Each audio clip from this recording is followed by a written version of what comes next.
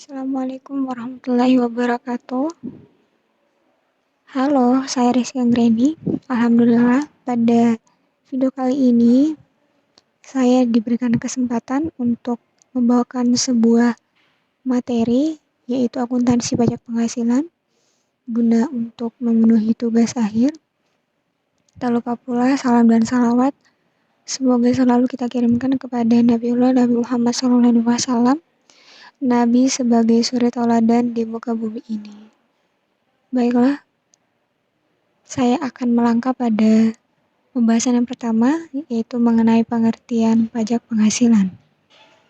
Pajak penghasilan adalah pajak yang dikenakan atas penghasilan yang diterima oleh individu atau badan usaha. Pajak ini merupakan salah satu sumber pendapatan negara yang penting untuk membiayai berbagai kegiatan pembangunan. Dalam konteks bisnis, pajak penghasilan dapat mempengaruhi keuangan bisnis karena besarnya pajak yang harus dibayar akan mempengaruhi laba bersih yang diperoleh oleh perusahaan. Pajak penghasilan memiliki dua jenis, yaitu pajak penghasilan pribadi atau PPH dan pajak penghasilan badan atau PPH. PPH ini dikenakan atas penghasilan yang diterima oleh individu, sedangkan PPH dikenakan atas penghasilan yang diterima oleh badan usaha. Besarnya pajak yang harus dibayar tergantung pada besarnya penghasilan yang diterima. Kemudian, pajak penghasilan dalam perusahaan. Suatu entitas memiliki kewajiban untuk memenuhi ketentuan perundang-undangan. Salah satu ketentuan yang harus dipenuhi oleh entitas adalah peraturan perpajakan. Setiap entitas terkait dengan peraturan pajak yang berlaku di mana entitas tersebut beroperasi. Entitas yang didirikan di Indonesia memiliki kewajiban perpajakan sesuai dengan regulasi perpajakan di Indonesia, antara lain Undang-Undang Ketentuan Umum dan Tata Cara Perpajakan. Ada Undang-Undang 36 tahun 2008 tentang pajak penghasilan, ada Undang-Undang 42 tahun 2009 tentang pajak pertambahan nilai barang jasa dan pajak penjualan barang mewah. Ada Undang-Undang Pajak Bumi dan Bangunan lainnya. Pajak tersebut disetorkan ke kas negara dan berbagai negara pajak merupakan penerimaan negara yang akan digunakan untuk mendanai pengeluaran pemerintah. Kemudian akuntansi pajak penghasilan. Akuntansi pajak penghasilan akan menjelaskan tentang bagaimana perusahaan menghitung dan menyajikan serta mengungkapkan informasi pajak penghasilan dalam laporan keuangan. Informasi pajak penghasilan akan disajikan sebagai beban pajak pada laporan laba rugi, dan konsekuensi pengakuan beban tersebut akan muncul aset liabilitas dalam laporan posisi keuangan. Beban pajak dapat berupa beban pajak kini ataupun beban pajak tangguhan.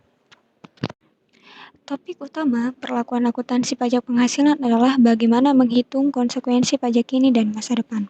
Pemulihan atau penyelesaian tercatat aset atau liabilitas mengandung konsekuensi pajak di masa depan.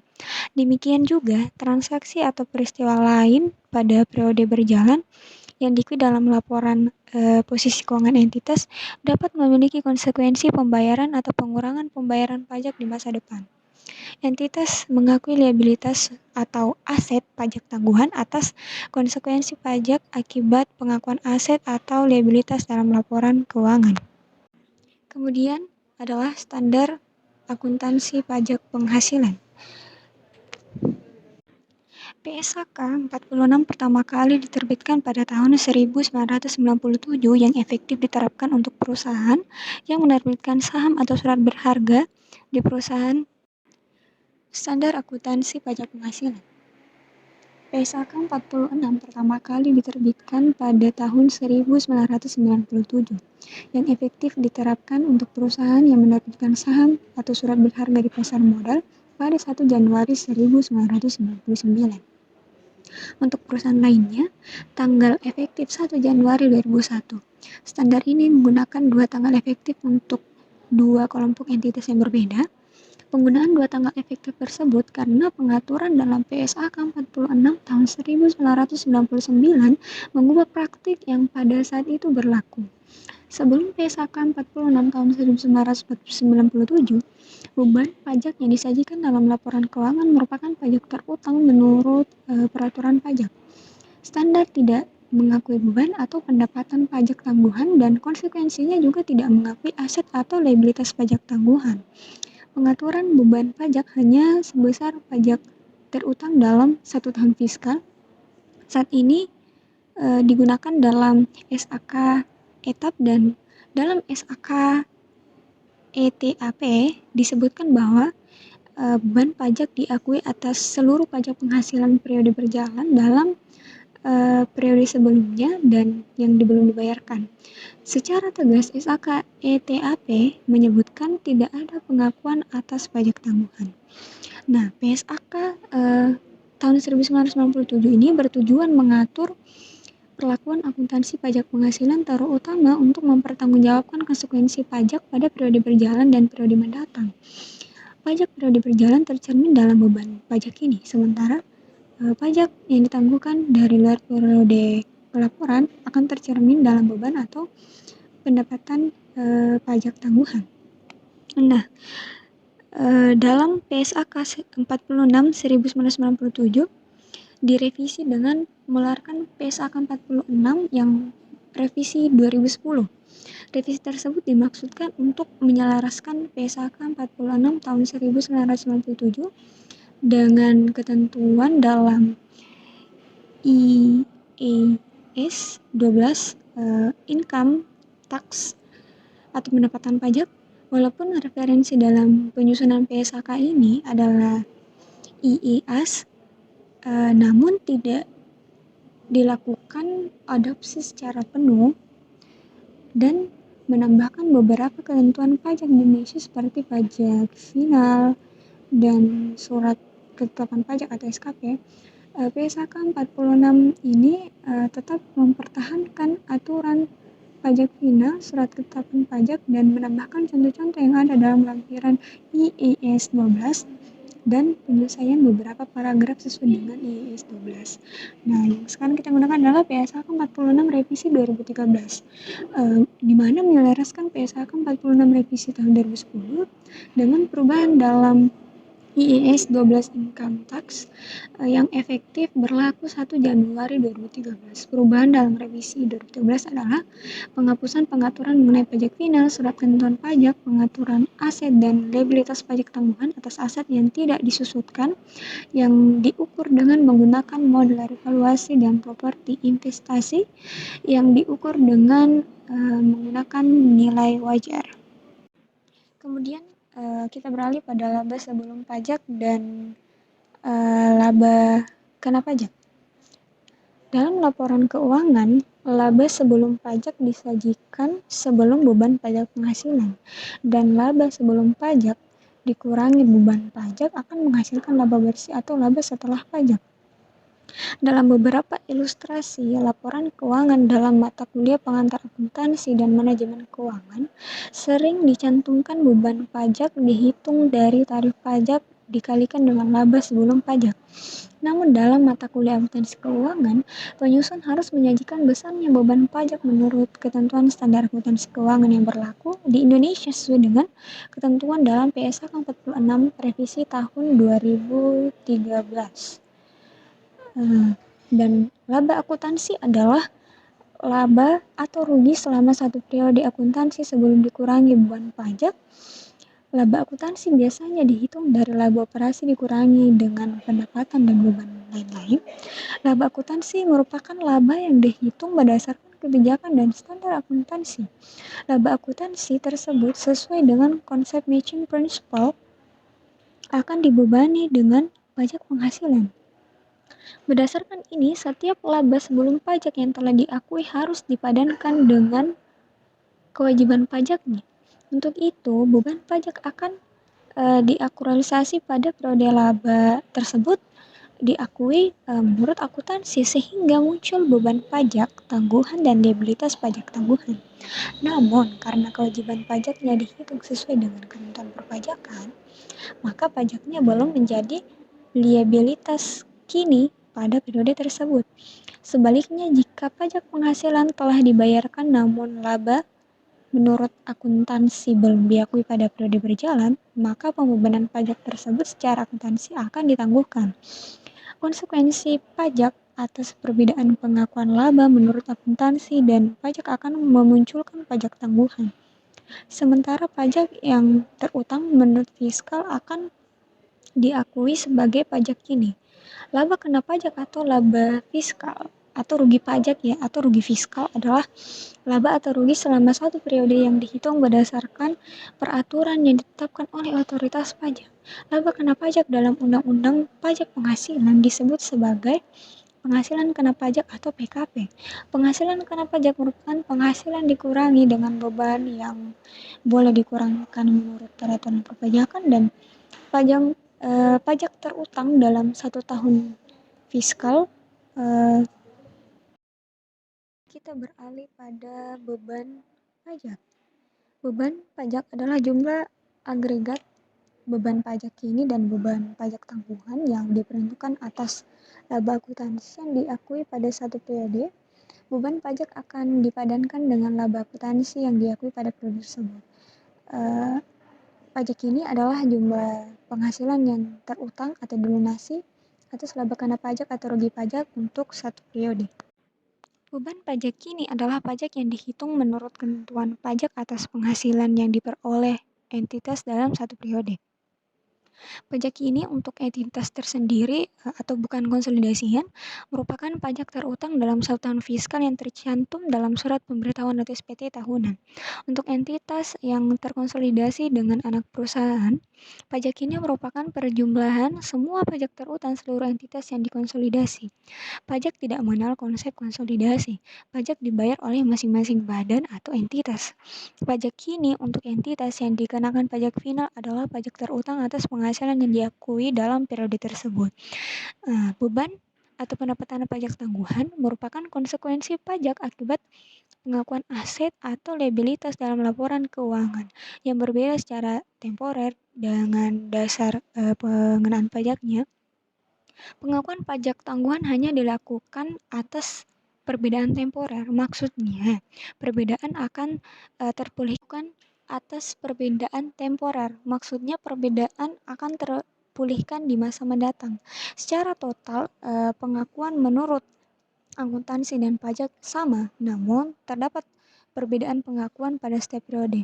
Pendapatan pajak tangguhan juga dapat terjadi karena kompensasi kerugian yang menurut ketentuan pajak dapat dikompensasikan di masa mendatang. Pengakuan beban pajak tangguhan akan ditambahkan dengan beban pajak kini sehingga total beban pajak akan menjadi lebih besar dibandingkan dengan beban pajak kini. Namun sebaiknya pendapatan pajak tangguhan akan dikurangkan dari beban pajak kini sehingga total beban pajak lebih kecil dibandingkan dengan pajak kini. Kemudian kita akan beralih pada beban pajak kini. Entitas termasuk subjek pajak yang dalam Undang-Undang Nomor 3 Tahun 2008 tentang pajak penghasilan disebut badan. Penghasilan yang diperoleh badan dalam satu tahun pajak dikenakan pajak. Penghasilan yang dikenakan pajak disebut dalam istilah perpajakan sebagai penghasilan kena pajak atau PKP. Penghasilan kena pajak dihitung dan penghasilan bruto dikurangi beban yang boleh dikurangkan. Penghasilan menurut Undang-Undang Pajak Penghasilan adalah setiap tambahan kemampuan ekonomi yang diterima atau diperoleh wajib pajak, baik yang berasal dari Indonesia maupun di luar Indonesia, yang dapat dipakai untuk konsumsi untuk menambah kekayaan wajib pajak yang bersangkutan, dengan nama dan dalam bentuk apapun. Penghasilan bruto menurut pajak tidak sama dengan pendapatan menurut akuntansi. Ada penghasilan yang menurut pajak bukan objek pajak, misalnya penghasilan dari anak perusahaan atau investasi pada asosiasi dengan kepemilikan di atas 25% sampai dengan 30%. Terdapat juga penghasilan diakui menurut pajak dengan basis kas, sedangkan menurut akuntansi diakui dengan basis akrual. Penghasilan kena pajak dihitung dari total penghasilan dikurangi dengan beban pajak. Pajak mengatur beban yang boleh dikurangkan untuk tujuan menghitung penghasilan kena pajak. Beban menurut akuntansi tidak semuanya menjadi beban menurut pajak atau boleh menjadi beban namun dengan jumlahnya berbeda.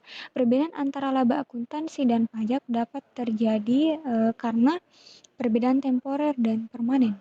Perbedaan temporer terjadi karena perbedaan waktu pengakuan, sedangkan untuk perbedaan permanen terjadi karena esensi pengaturan yang berbeda. Pembukuan yang dilakukan oleh entitas adalah satu, baik atau tujuan perpajakan maupun tujuan akuntansi. Untuk memperoleh penghasilan karena pajak, entitas akan melakukan rekonsiliasi fiskal atau koreksi fiskal. Pembukuan yang telah dilakukan menurut standar akuntansi akan dikoreksi yang menurut pajak tidak boleh diakui atau ditambahkan jika ada yang menurut pajak harus diakui. Koreksi fiskal ini akan dilaporkan dalam laporan pajak, dan koreksi fiskal juga harus diungkapkan dalam catatan atas laporan keuangan. Lebih detail tentang rekonsiliasi fiskal akan dibahas dalam mata ajar perpajakan, dan ilustrasinya dapat dilihat dari berbagai bagian pengungkapan dalam subbab ini. Hasil rekonsiliasi fiskal adalah penghasilan kena pajak untuk satu badan. Koreksi fiskal juga dapat diklarifikasikan atas koreksi positif dan koreksi negatif. Koreksi positif adalah koreksi yang menambah penghasilan kena pajak, sedangkan untuk koreksi negatif adalah koreksi yang mengurangi penghasilan kena pajak. Koreksi beban yang tidak boleh dikurangkan menurut ketentuan pajak merupakan contoh koreksi positif. Koreksi atas penghasilan yang dikenakan pajak fiskal adalah contoh koreksi negatif.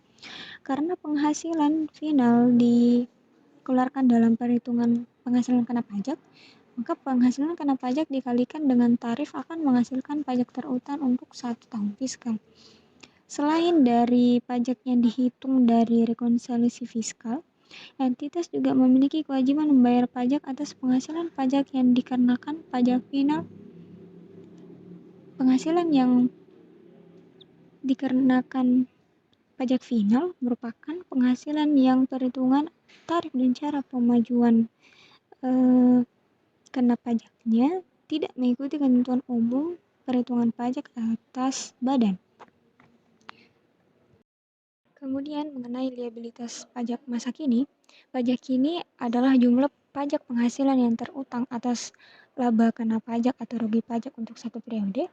Pajak terutang ini harus dibayarkan oleh perusahaan sesuai ketentuan pajak. Jika pajak kini untuk periode kini dan periode sebelumnya yang belum dibayar diakui sebagai liabilitas pajak kini, sebaliknya jika jumlah pajak yang telah dibayar untuk periode kini dan periode-periode sebelumnya melebihi jumlah pajak terutang, akan diakui sebagai pajak dibayar di muka. Pajak terutang menurut ketentuan perpajakan akan dibayarkan oleh sebuah entitas melalui pembayaran angsuran pajak setiap bulan atau PPh pasal 25, pemotongan oleh pihak ketiga atau PPh pasal 22 atau 23, maupun pembayaran di akhir tahun pajak atau PPh pasal 29. Setiap bulan, entitas wajib melakukan pembayaran angsuran pajak PPh pasal 25 yang dihitung berdasarkan pajak tahun lalu dibagi dengan 12 atau dengan rumus tersendiri jika ada penghasilan tidak teratur atau kondisi khusus. Atas penghasilan yang diterima oleh entitas ada yang telah dipotong pajak oleh pihak lain, misalnya ya perusahaan konsultan IT atau jasa konsultasi yang telah dilakukan dipotong pajak oleh entitas. Angsuran pajak dan pajak yang telah dibayar entitas dalam 1 tahun merupakan pajak dibayar di muka atau dalam istilah pajak disebut sebagai kredit pajak. Pajak terutang dalam 1 tahun fiskal akan dihitung setiap tahun. Pajak penghasilan ini menurut standar akuntansi keuangan disebut sebagai beban pajak ini. Jumlah pajak terutang akan dikurangkan dengan kredit pajak untuk mendapatkan pajak yang lebih. Akan dikurangkan dengan kredit pajak untuk mendapatkan pajak kurang atau lebih bayar pajak. Jika pajak terutang lebih besar dari kredit pajak, akan muncul pajak kurang bayar atau PPh pada pasal 29 yang akan disajikan dalam laporan posisi keuangan sebagai utang pajak badan. Kemudian mengenai liabilitas pajak masa kini, pajak kini adalah jumlah pajak penghasilan yang terutang atas laba kena pajak atau rugi pajak untuk satu periode. Pajak terutang ini harus dibayarkan oleh perusahaan sesuai ketentuan pajak. Jika pajak kini untuk periode kini dan periode sebelumnya yang belum dibayar diakui sebagai liabilitas pajak kini, sebaliknya jika jumlah pajak yang telah dibayar untuk periode kini dan periode-periode sebelumnya melebihi jumlah pajak terutang, akan diakui sebagai pajak dibayar di muka. Pajak terutang menurut ketentuan perpajakan akan dibayarkan oleh sebuah entitas melalui pembayaran angsuran pajak setiap bulan atau PPh pasal 25, pemotongan oleh pihak ketiga atau PPh pasal 22 atau 23, maupun pembayaran di akhir tahun pajak atau PPh pasal 29. Setiap bulan, entitas wajib melakukan pembayaran angsuran pajak PPh pasal 25 yang dihitung berdasarkan pajak tahun lalu dibagi dengan 12 atau dengan rumus tersendiri jika ada penghasilan tidak teratur atau kondisi khusus. Atas penghasilan yang diterima oleh entitas ada yang telah dipotong pajak oleh pihak lain, misalnya ya perusahaan konsultan IT atau jasa konsultasi yang telah dilakukan dipotong pajak oleh entitas. Angsuran pajak dan pajak yang telah dibayar entitas dalam 1 tahun merupakan pajak dibayar di muka atau dalam istilah pajak disebut sebagai kredit pajak. Pajak terutang dalam 1 tahun fiskal akan dihitung setiap tahun. Pajak penghasilan ini menurut standar akuntansi keuangan disebut sebagai beban pajak ini. Jumlah pajak terutang akan dikurangkan dengan kredit pajak untuk mendapatkan pajak kurang atau lebih bayar pajak. Jika pajak terutang lebih besar dari kredit pajak, akan muncul pajak kurang bayar atau PPh pada pasal 29 yang akan disajikan dalam laporan posisi keuangan sebagai utang pajak badan.